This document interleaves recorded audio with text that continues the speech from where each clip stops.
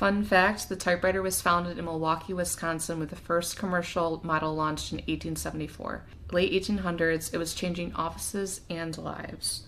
Typewriters didn't just shape technology, they opened doors. They helped grow businesses, power journalism, and even pave the way for women to enter the workforce. The typewriter revolutionized how we work, learn, and create. Today, from meeting West Michigan Avid Typewriters at a type-in to celebrating the QWERTY Festival in Milwaukee, the love for typewriters is still strong across multiple generations.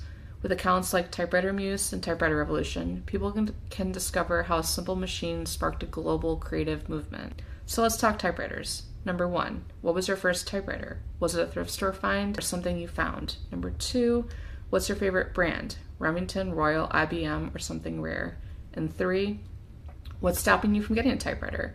Is it space, cost, or just not where to start? Drop your answers below.